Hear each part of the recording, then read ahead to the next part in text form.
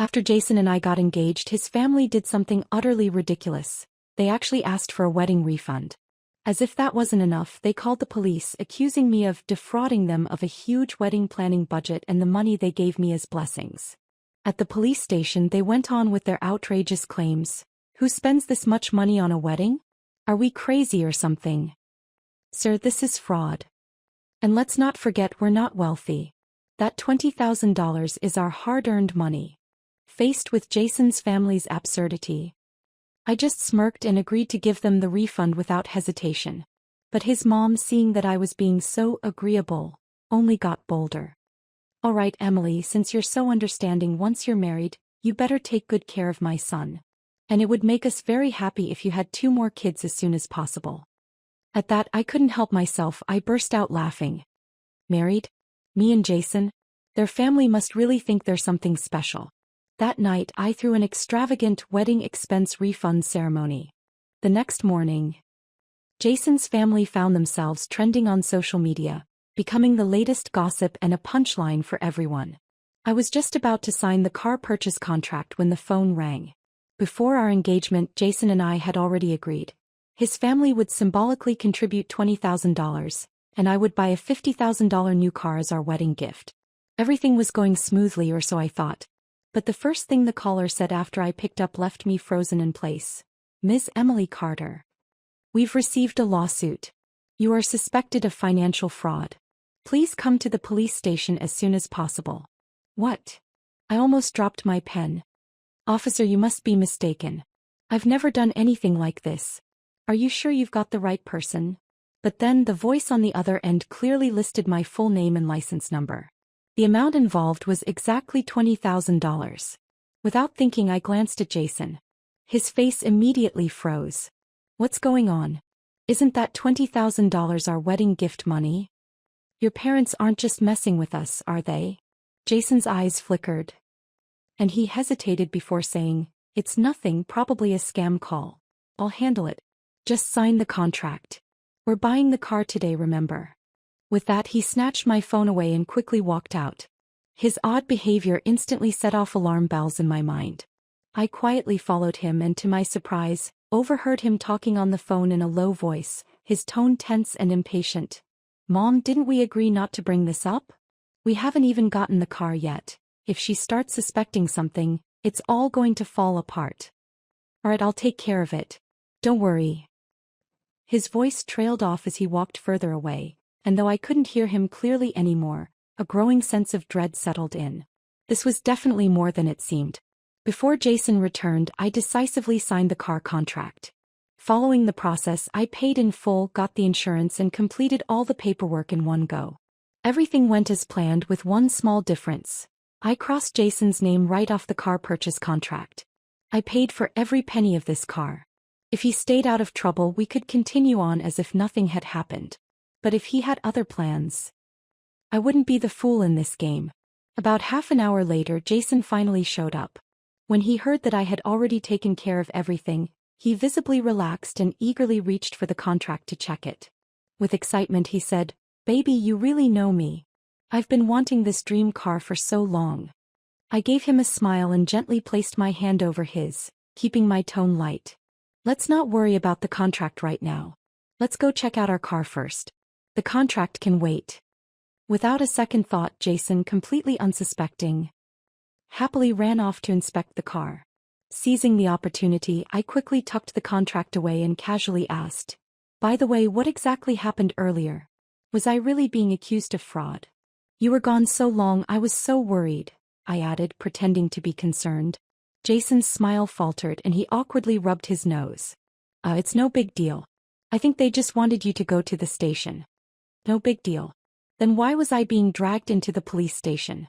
What were his parents up to now? I didn't have time to wait through the tedious car pickup process.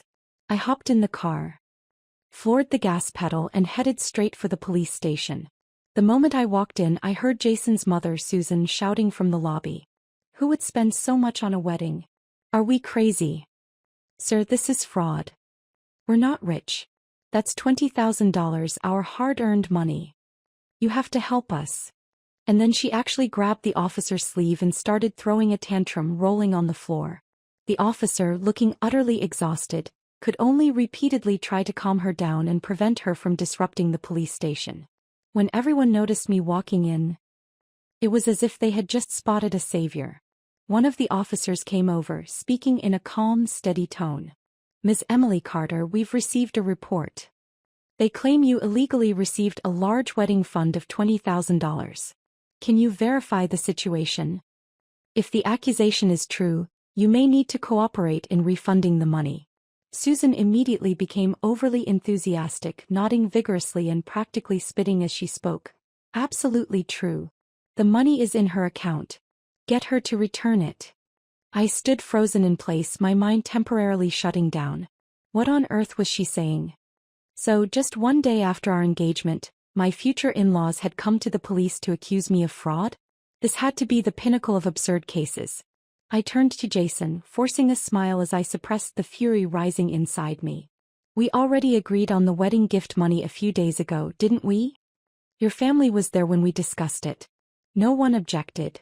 So what's going on now? Did something change, or is there a misunderstanding?" Jason's gaze flickered, his demeanor nonchalant as ever. He even patted me on the shoulder and casually said, "Emily, darling, don't misunderstand. My parents just think $20,000 is too much for them, especially since their finances aren't great right now. We don't need to make the wedding that extravagant. That would just be a waste of money. Don't worry about it, okay? The important thing is that after we get married, I'll treat you well. That's all that matters." And then he kept going more and more confidently, with not a hint of guilt in his voice. I stared at Jason's familiar yet strange face, feeling a sudden sense of disorientation. Just last week, in front of my parents, he swore to God that he would always put me first, that he would never let me suffer, no matter the circumstances. We'd been together for 3 years. He wasn't the most outstanding man, but he was the most thoughtful. He would carry me for 2 miles to the ER when I twisted my ankle.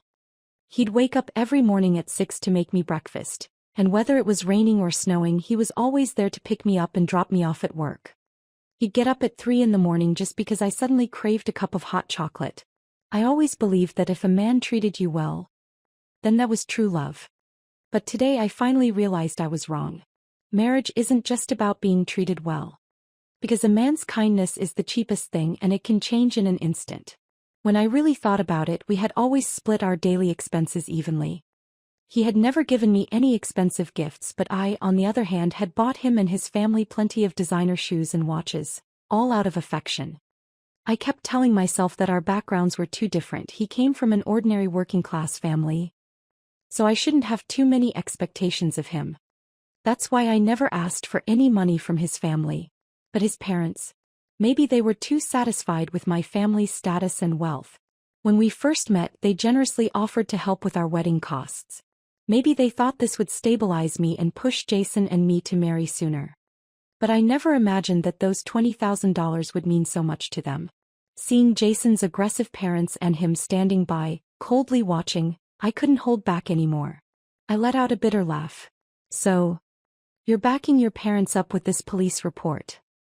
And you even waited until I bought the car to bring me here. What, were you worried I'd back out?" Jason's face instantly changed and he snapped, clearly hit where it hurt. "Stop talking nonsense. What does the car have to do with this? Emily, are you really this superficial? Your family isn't missing a few $1,000. Without that $20,000, you're not getting married." There was his true face. Now that he had the car and the engagement, Jason thought he had me right where he wanted me. But what he didn't know was that the one thing I hated most in life was being manipulated. He thought he could take advantage of me. He was going to pay a price for that. "Why are you in such a rush? Do you think I'm that kind of person? It's just a refund. Of course I'll refund it." With that, I quickly signed the mediation agreement at the police station, voluntarily agreeing to return the $20,000 wedding gift. Susan, who had been so smug, found her smile faltering when she saw how smoothly everything was going. Her eyes narrowed, filled with suspicion. She squinted at me for a long moment before speaking in her usual sharp tone. "I warn you, don't try any tricks. When we say refund, we mean it. And that car? You gave it to my son voluntarily. Our family won't pay a penny for it. Don't even think about backing out. Once something's given, it can't be taken back. As I paused while signing, I looked up and met her eyes with a knowing gaze. So the money can be taken back, but the car can't. Susan's smug expression immediately froze, her mouth opening and closing as if she couldn't find the words. She knew she was in the wrong and for once fell silent, closing that incessantly chattering mouth. Once the agreement was signed, Jason grinned and stepped forward, eager to take my hand. Without hesitation, I pulled my hand away, watching as his smile faltered, but he still tried to soothe me with his usual empty words. Baby, don't worry. I'll definitely remember all the good you've done for me. When we're married, your dad can help us with the down payment for the house. And with your salary. Don't you think our life will be great? Trust me, I'm a potential goldmine. Marrying me? You're definitely getting a good deal. I didn't respond. I didn't even look at him. I silently grabbed my bag, casting a contemptuous glance at all of them, then turned and walked away without a second glance. Susan, seeing that I didn't react, snorted derisively, her voice dripping with sarcasm. Goodness, still not even married to Jason and already acting like this, showing us no respect. She grabbed Jason's arm and marched off toward the exit of the police station. But then her eyes caught sight of our new car and her expression suddenly lit up. In the next second she nearly lunged at it, caressing the hood and tapping on the roof with obvious pride. This is my son's car. Our family's car. She even pulled out her phone, excitedly recording a video as if the car had Jason's name on it. Hey everyone, look at my son's new car. Isn't it amazing? He bought it all by himself. I couldn't help but twitch my lips. My hand reached for the registration papers in my bag, almost pulling them out to slap her in the face. But I held back. The best way to bring someone down is to lift them up to the highest point first. After finishing the video, Susan eagerly uploaded it to the family group and her social media, her smile so wide that it seemed like her face would crack. She seemed in a remarkably good mood now, even softening her tone with me, but she still couldn't resist throwing in a warning. Emily, you'd better take good care of Jason. If you two have a couple of kids, my dream will come true. Don't be lazy. Your job is to take care of the man. That's a woman's duty. With that, she reached out her hand, smiling brightly. All right then, now hurry up and return the money to me. I took a step back, deliberately creating distance between us. Don't worry, I'll return the money, but not right now. After all, this money means a lot to you. To show how seriously I'm taking this, I think I should throw a formal refund ceremony and invite all our friends and family to witness it. Otherwise, without witnesses, you might accuse me of not returning it. And that wouldn't be good, right? Susan's smile immediately faltered. Her face turned bright red with anger, and her finger nearly jabbed into my nose, spitting with every word. Emily, what are you trying to do? You need to throw a party just to return some money? Are you out of your mind trying to humiliate me like this? Dream on. I shrugged, letting out a slow, mocking smile. Didn't you feel humiliated when I returned the wedding gift money earlier? Now, when I suggest throwing a formal ceremony for it, you're embarrassed. Susan, your family is shameless. Anyway, if this ceremony isn't held, I won't give you a penny. With that, I crossed my arms and stood my ground. Jason, seeing my firm stance, quickly pulled at his mother's sleeve, and the two of them whispered behind my back. Mom, just go along with it.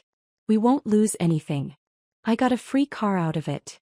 Susan's face twisted with reluctance, but when she heard car, her eyes lit up immediately. She hesitated for a moment, then reluctantly nodded, agreeing to my request. Objective achieved, I moved into action. That evening, I made sure to organize a grand wedding gift refund ceremony. I not only booked a restaurant but also hired a live band, making a spectacle of it all with loud drums and gongs, spreading the word across the town. On stage, I took the microphone with a bright smile. Good news, good news. Congratulations to Jason's family.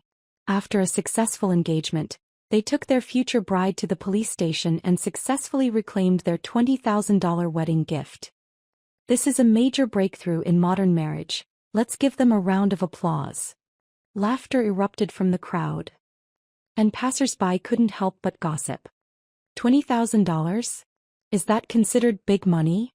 And it made it all the way to the police station. Oh my God, Jason is terrifying.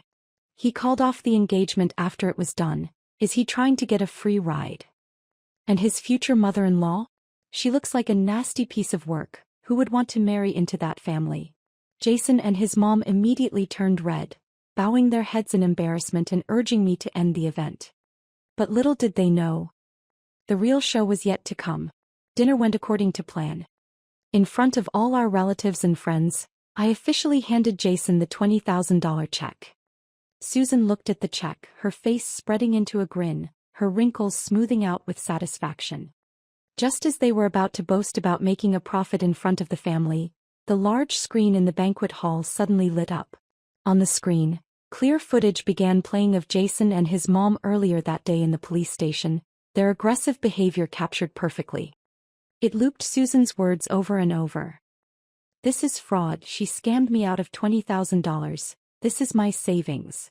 She bought this car voluntarily and our family isn't paying a penny. When you give something away you don't take it back." The video played again and again, amplifying their deceitful faces for all to see. The room fell silent. Even Jason's relatives began whispering among themselves, their gazes becoming more and more disdainful. Meanwhile, the onlookers outside pulled out their phones, eagerly snapping photos and recording videos to post on social media. The next day, Jason's family was completely viral. Every major social platform was buzzing with their legendary move. Engagement ends with a police report, $20,000 refunded, and the fiancé vanishes. New era marriage revolution. A wedding gift refund guide. Bookmark this. Jason Miller.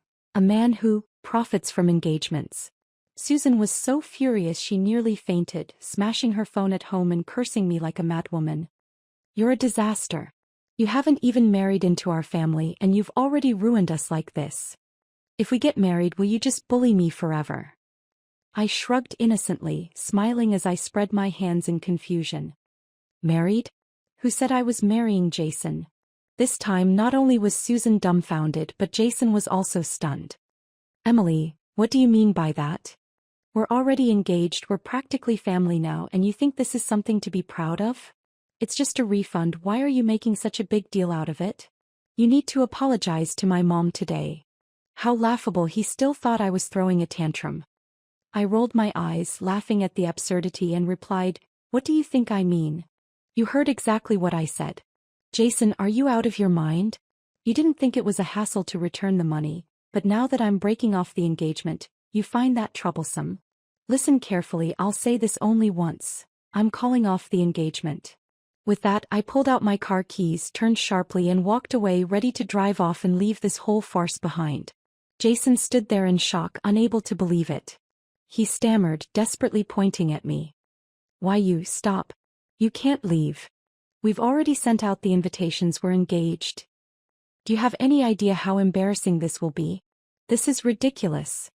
If you dare break off the engagement, I'll report you to the police." Report me to the police. Oh my God, this family's stupidity never ceases to amaze me. At first I just wanted to humiliate them on social media, but their thick skin is like bulletproof glass. Not only do they feel no shame, they're now turning things around and accusing me? I let out a cold laugh and turned to look at Jason, my eyes full of sarcasm. "So, it's not embarrassing when I return the money, but it's embarrassing when I call off the engagement." "Fine, no need for you to make a move. I'll call the cops myself." With that, I pulled out my phone and dialed 911.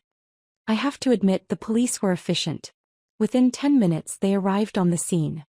However, when they saw Jason and his mother, their faces immediately fell into an expression of exhaustion and helplessness. "Mr. Miller, what's this all about this time? Didn't you just finish handling your wedding dispute? And now you're calling us again." The moment Susan saw the police, she rushed over, clinging to the officer's legs, her face full of exaggerated grievance, like she was performing in a soap opera. "Officer, we're just trying to get our money back and she's calling off the engagement? Isn't this fraud? Isn't that against the law?"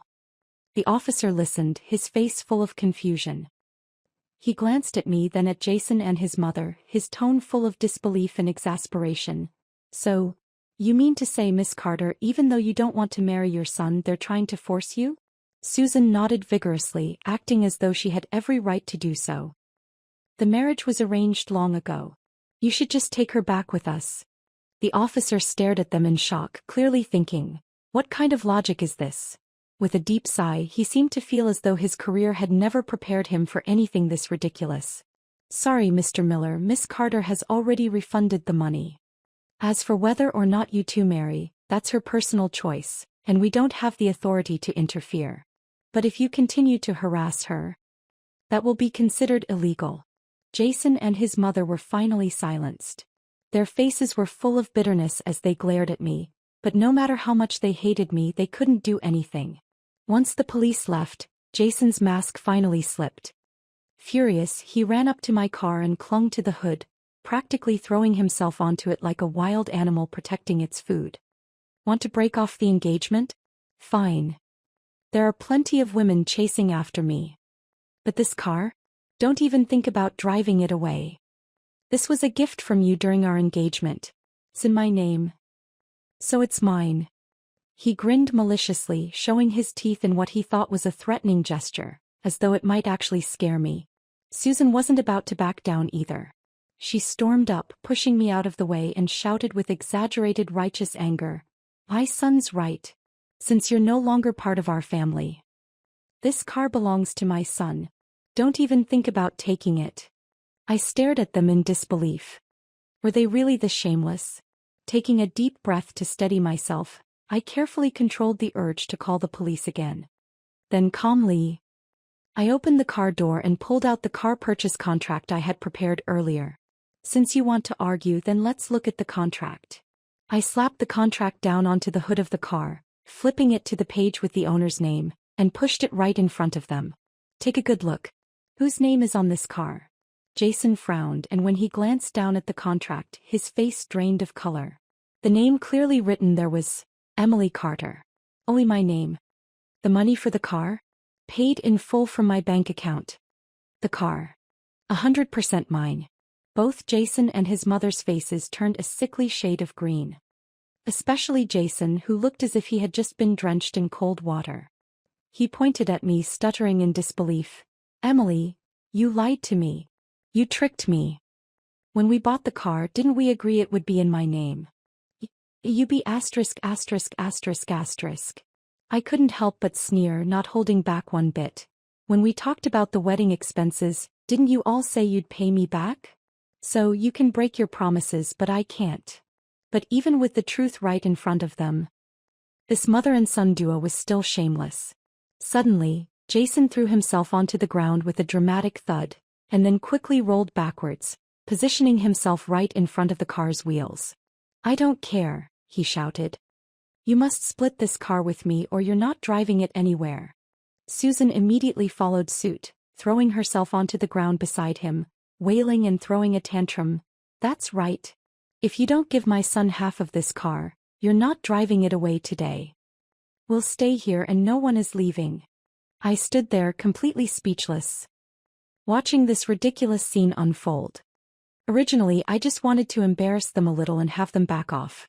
But since they were so shameless, why not make sure they were thoroughly humiliated? I took a deep breath and smirked, already knowing how this would end for them. I calmly pulled out my phone, opened the group chat I had with local reporters, and sent my location along with the message, "Gossip news, come quickly." Since the wedding planning refund drama had already gone viral in town, several media outlets had approached me for interviews about my experience. But I always thought it wasn't worth making a big deal out of, so I had turned them all down. However, since Jason and his mother were determined to make a spectacle of themselves, I wasn't going to stop them. I figured it was time for them to get some real fame, and I wasn't talking about local fame either. This time they were going to be known nationwide. I have to give credit to the local gossip reporters for their professionalism. Less than 10 minutes after I sent the message, a group of reporters arrived, fully equipped with cameras, microphones, and phones. They stormed up to Jason and his mother, not holding back as they bombarded them with questions. "Excuse me, are you Mr. Jason Miller and Mrs. Susan Miller? We heard that after your son's engagement, Mrs. Miller called the police and demanded a refund of $20,000 in wedding gifts. And now you're fighting over the ownership of a car? Isn't that a bit shameless? We're also curious, is this a marriage dispute or just a fraud scheme? $20,000. Do you really think that's such a huge sum? Also, we've heard that this car was bought in full by Ms. Emily Carter. Are you planning to return it? Jason's face turned beet red and he stared at the ground, not daring to speak a word. But his mother, Susan, was a different story. She immediately transformed into a warrior, yelling at the reporters and waving them away. Stop filming. Get out of here. This is a family matter. It's none of your business. And anyway, any woman who expects the man to pay for the wedding is a thief. I say no one should even buy them an engagement ring. Whoever keeps filming will be sued for invasion of privacy. She was so agitated that she shoved a reporter, nearly causing him to stumble and fall. But the reporters weren't so easily intimidated. Not only did they continue, but they pushed harder, purposefully provoking Susan. At this point, the neighbors who had been watching the scene couldn't take it anymore. They started shaking their heads in disgust and walked away. My God, this family's gone crazy. Anyone who marries into that family will probably be tormented for the rest of their life. Let's go. Don't get involved in their embarrassing mess. Finally, Jason seemed to realize things were getting out of hand. He raised his hand trying to block the cameras and angrily pulled his mother back. He lowered his voice and hissed, "Mom, enough. Stop it. We don't want the car anymore. Let's just go." Susan still tried to fight back, but when she saw the cameras from all directions she started to panic. She grabbed Jason and hurriedly fled, but before they left, Jason shot me one last furious glare, as if trying to threaten me with his eyes. I shrugged and grinned. Completely at ease. After all this, did Jason really think I was afraid of him? Whatever happens, bring it on. As expected, the entire fiasco exploded on social media that same day. If the last time Jason's family called the police over the wedding refund was just a fun spectacle for the town, this time, people were genuinely angry. After all, Susan's comment about women who expect the groom to pay for the wedding being thieves had offended most women. The comment section on social media erupted. So, her point is that any woman who accepts wedding planning money is a thief. This is insane. Is $20,000 really going to ruin your family? If you're so poor, don't make promises you can't keep. Poor Emily. This mother-son duo is terrifying. I hope Emily doesn't marry him. I'm a guy, and even I think what Jason did was beyond unacceptable. In just a few hours, Jason and Susan were getting roasted alive. The comments section was flooded, and the attention on the incident skyrocketed. This time, not only did Jason and his family fail to take advantage of the situation, but they ended up making fools of themselves. From now on, I bet no woman would ever want to go near Jason again. Seeing his reputation plummeting day by day, Jason finally got desperate. He started texting me, threatening that if I didn't post a public clarification he wouldn't let me off. I looked at my phone, sneered, and immediately blocked him. Let him stew in frustration. I thought this whole mess was nearly over. But then, to my surprise, Jason went and made a public spectacle of himself. He posted a so-called clarification statement on social media with the title, "Shocking. Emily Carter is a gold digger who never spent a penny in 3 years of dating." I was stunned. Almost spat my coffee out. What gold did Jason have that was worth me digging for? His family's credit card debt? Out of sheer curiosity I clicked on the post. And when I did, I almost burst out laughing. Jason actually listed every single expense we shared over the 3 years we dated. From a $1 bottle of water to a $200 t-shirt, item by item, he meticulously listed everything. He even counted the 50-cent fee for public restroom use. Every single shared expense was accounted for. Even meals, subway rides, and daily necessities. And some things he used himself were also included in my tab. The total sum came to $25,438. That's about $24 per day for a whole 3 years. If that makes me a gold digger, then I have no words left.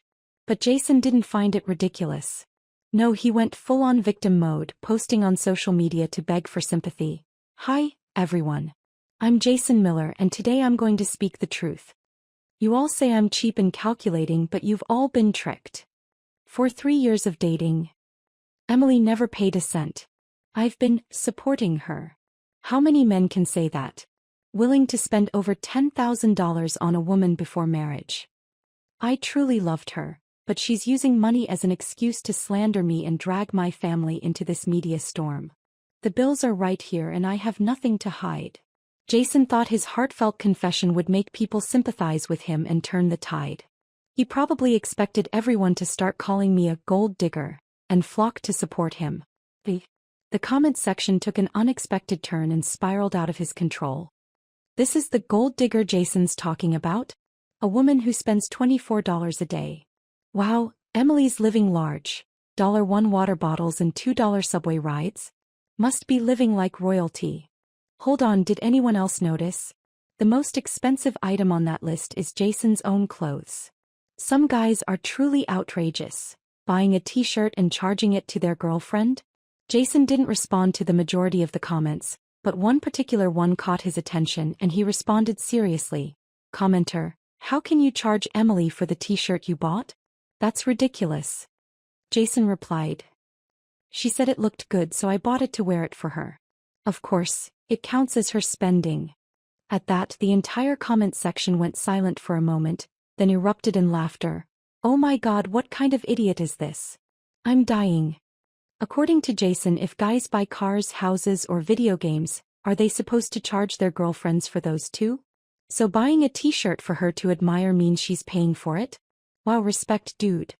Instead of improving his reputation, Jason had handed himself a one-way ticket to internet ridicule. Of course, a handful of male commenters tried to defend him. Sure, Jason might be cheap, but that doesn't mean Emily didn't do anything wrong. Since Emily broke off the engagement, shouldn't she return the money he spent on her? I saw this comment and nearly laughed myself to tears. It was the most absurd thing I'd heard all day. What was even worse? Jason liked the comment and pinned it to the top of the thread. And then a bunch of guys started betting on whether or not I would pay the money back. Don't worry, I'll definitely return that money. But before I do, I need to do some calculations. Jason had no idea that when it came to keeping track of expenses, he wasn't the only pro. I could do the math too. That same day I posted a retaliatory message with a title just like his. Shocking. Jason is a sugar baby gold digger, fully supported by his girlfriend for 3 years. In the post I wrote a long rebuttal, carefully calculating all of Jason's debts. Hello, everyone. I'm Emily Carter. Initially I thought we'd just go our separate ways after the breakup and let bygones be bygones. I didn't want to bring this up again. But since someone insists on settling scores, let's be fair. No one should owe anyone anything. Here's a record of all the expenses I covered during our 3 years of dating. Note: these are all my expenses excluding shared costs. I'll definitely settle up with Mr. Miller, but since he wants to get into accounting, let's make sure he pays up too. Then I posted every single one of the bills over the past 3 years, converting them into a fair equivalent. I bought Jason an $8,000 watch for his birthday. For Susan's birthday, I gifted her a $30,000 limited edition bag. At Jason's cousin's wedding, I gave a $3,000 gift. Countless luxury clothes, shoes, hats, each item over $500. Not to mention the souvenirs for Jason's shameless relatives and friends. After tallying everything up, I spent nearly $150,000 over those 3 years, and I had receipts for every single expense. In comparison, Jason's petty little bills, $1 water, $2.75 subway fare, were absolutely laughable, not even worth mentioning. As soon as my post went live, the comments section exploded. Everyone was saying, I'm dying. The woman is way more generous than the guy.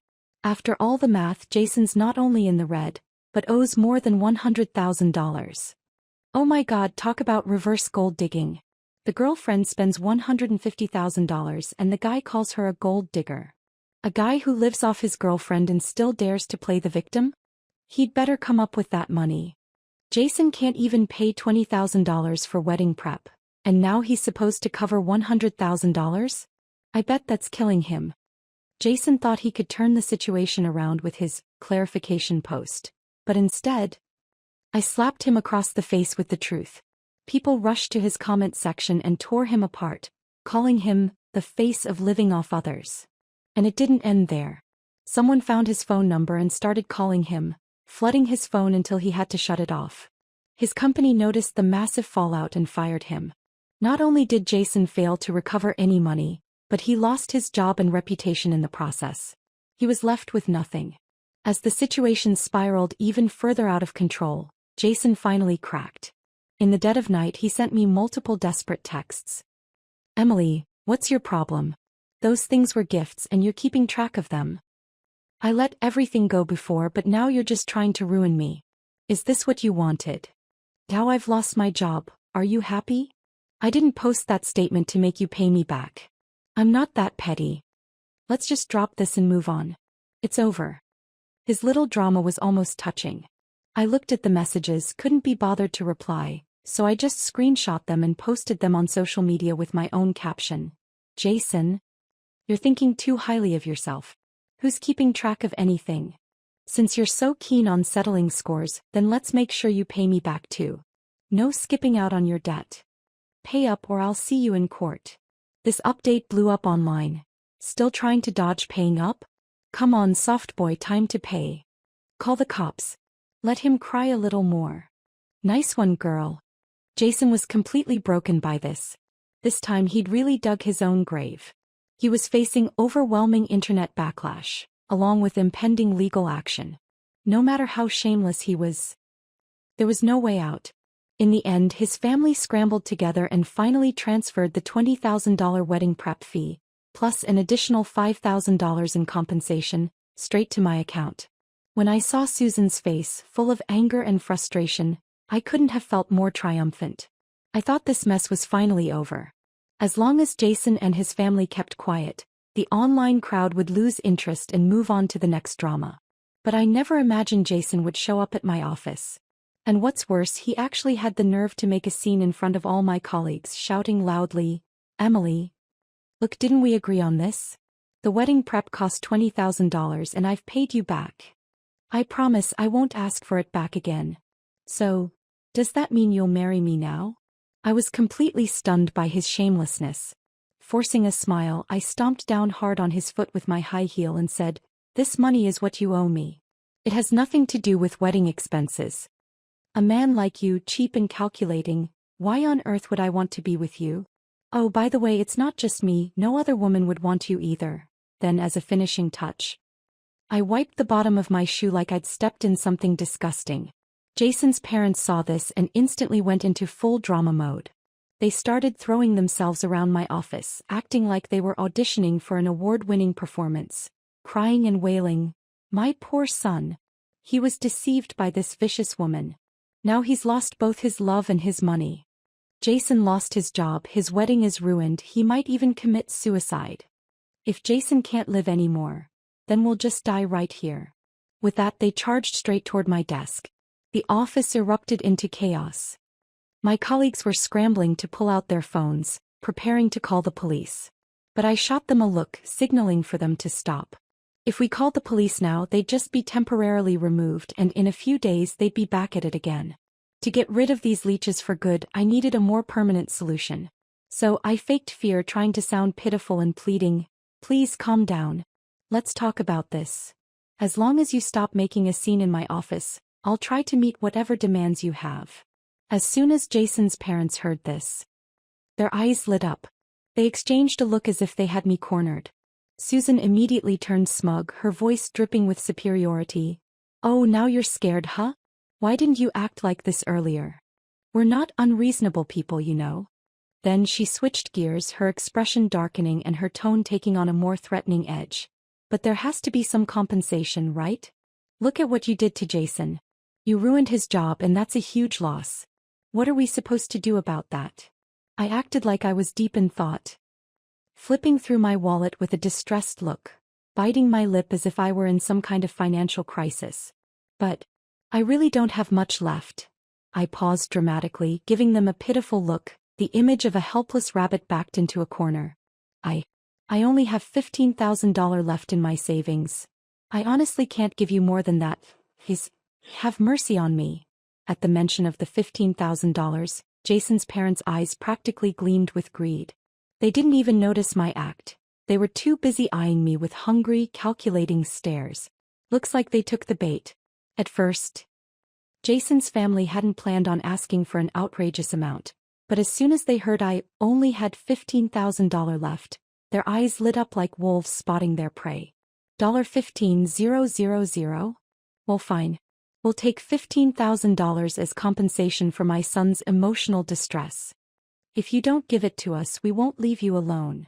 We won't just cause trouble at your office. We'll go to your house, to your parents' house.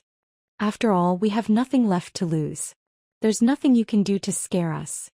Susan sneered as she spoke, her expression full of malice and threat.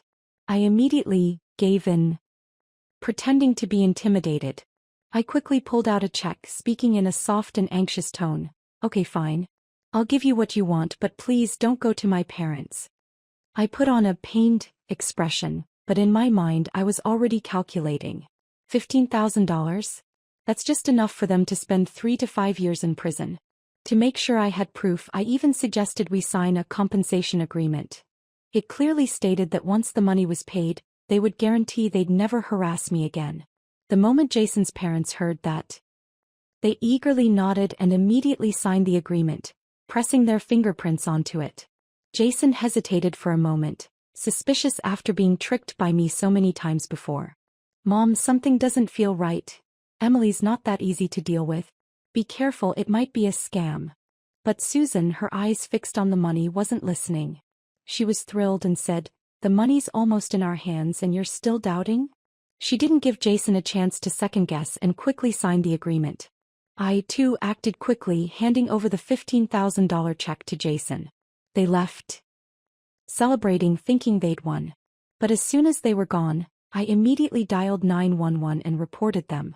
It was like a dramatic twist in a story. Just recently, Jason's family had accused me of scamming him for money, and now they themselves had become the defendants in a blackmail case. Even the police were stunned. When Jason was called into the station, his face dropped completely. He looked utterly defeated, clearly realizing he had walked straight into my trap. But Jason's parents were still clueless, not understanding the gravity of the situation. They were still yelling. How can this be blackmail? She gave us the money voluntarily. Susan angrily pointed at the contract, shouting, Look, it says clearly here that she gave us the money willingly. The officer glanced at the contract, a slight smirk appearing at the corner of his mouth. Oh, willingly. He looked at them with raised eyebrows. Well, let's see. The contract clearly states, after receiving this money, the Miller family must cease all harassment of Emily Carter. That's pretty much a textbook case of blackmail and threats. Jason's family went silent. They finally realized something was wrong, but it was too late. The police immediately ordered Jason to return the $15,000 and closed the case with charges of blackmail. In the end, the court ruled. Jason, as the main conspirator, was sentenced to 5 years in prison for blackmail. Susan and Robert, as accomplices, were each sentenced to 3 years. After finally getting rid of that family, I talked with my parents about moving to a new city. Who knew if they'd come back to make more trouble once they got out? Later, I turned this battle of wits with a crazy man and his family into a novel, and to my surprise, it became somewhat popular on various platforms. I hope my experience can serve as a warning to all girls. Choose your partners carefully.